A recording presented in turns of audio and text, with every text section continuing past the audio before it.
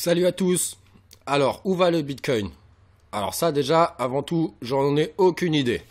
Mais ce que je vais faire, c'est partager avec vous le scénario que j'ai élaboré. Donc, j'ai repris mon graphique de février, d'accord, celui que je vous avais partagé dans la précédente vidéo. Ok, on était resté comme ça. Et je vous avais dit qu'actuellement, on était en train de faire une jambe A, d'accord. Donc là, bah voilà, on est en train de la faire. Donc là, on est en weekly.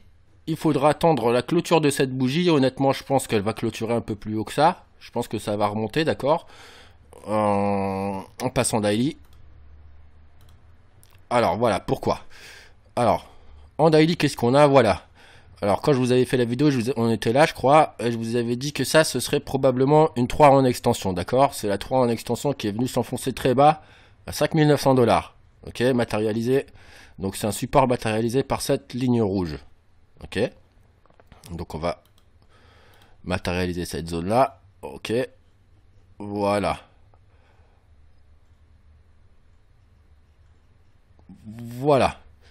Ok. Donc, je vais replacer la jambe A, parce que pour moi, on ne descendra pas plus bas que, voilà, cette zone-là. Ok, donc là, on a bien nos 5 vagues de la jambe A. Ok, donc je pense que le mouvement A va se terminer. Donc le premier mouvement de baisse impulsive.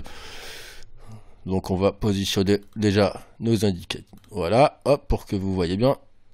La 1, le creux de la 2, la 3, le creux de la 4 qui a été assez profonde. Et la 5 qui devrait, je pense, clôturer vers ce niveau-là. Voilà, donc là, on a toute notre jambe A. Ok. Donc, faut-il acheter du Bitcoin? Sur le long terme, je ne pense pas, mais là, je pense qu'on va pouvoir jouer un rebond. Ok, donc, moi, je le dis, donc voilà, les 38,2%, c'est à peu près ici. Donc, voilà, jusqu'à... Voilà, je pense que vraiment, les 10 000, là, maintenant, ça va former une très, très grosse résistance. Une très grosse résistance. Voilà, on va viser large. Voilà, parce que je n'en sais rien, comme je vous l'ai dit. Voilà, donc là maintenant, il faudra surveiller la fin de la 5. Donc là, on a déjà un mouvement en attente de temps. Ça, c'est sûrement la troisième, d'accord. Au rebond 4, il faudra guetter. Donc la 3 ne peut pas être plus petite que la 1. Donc, voilà, je pense qu'on va clôturer vers ces niveaux-là. Et à ces niveaux-là, il faudra surveiller ce qui se passe pour pouvoir peut-être prendre une position sur la correction qui sera en zigzag ou en flat. D'accord, donc je vais vous montrer. Voilà, pour jouer la jambe B, donc la jambe B, je la replace. Voilà, à 38,2% du mouvement précédent. Voilà, donc ça c'est mon plan. Voilà, les 10 000 maintenant forment une très grosse résistance. Hop, on va la replacer, voilà. 10 000 $. La résistance de 10 000 $ psychologique. Pour moi, c'est le top de la jambe B. Et encore, si on les touche. Donc voilà. Donc là, pour moi, ce qui va se passer après la fin de la 5, c'est qu'on va avoir soit un mouvement correctif en zigzag, d'accord, donc en 3 temps, comme ça. Ok, donc là, on est sur du daily. Ou un mouvement en flat. D'accord, donc comme ça, comme ça, comme ça. Et poursuite de la jambe C.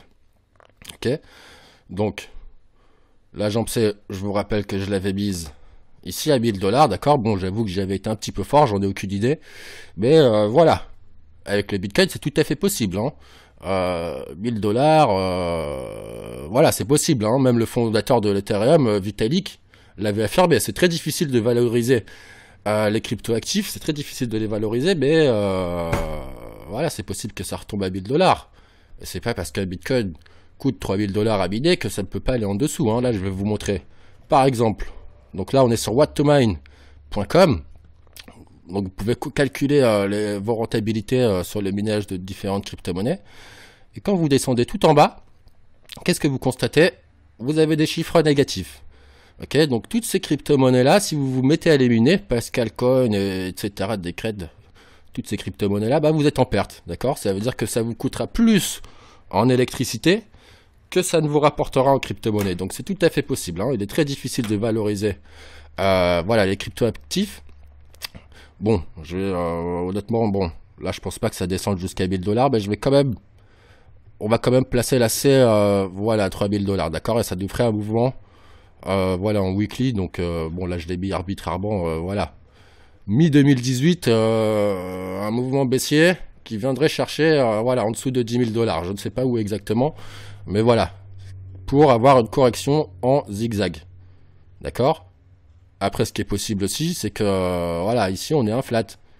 Donc, bon, c'est pas ce que je privilégie parce qu'on a déjà un mouvement 5 temps ici, donc c'est plus possible pour moi, selon mon scénario. Mais après, quand vous regardez, voilà, sur la correction de 2013, vous voyez, bon, là c'est en échelle logarithmique, mais ça fait, voilà, ça fait le même zigzag.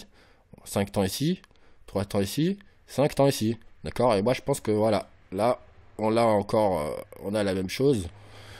Il faudra voir comment ça se passe. Moi, je vous ai dit, j'en sais rien du tout. Ça, c'est juste mon plan, mon scénario, ma stratégie. C'est comme ça que je prends mes profits.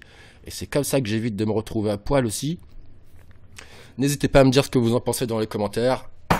Voilà, c'est tout pour aujourd'hui. On se dit à très vite. Ciao, ciao. Soyez prudents avec votre argent et trade with care.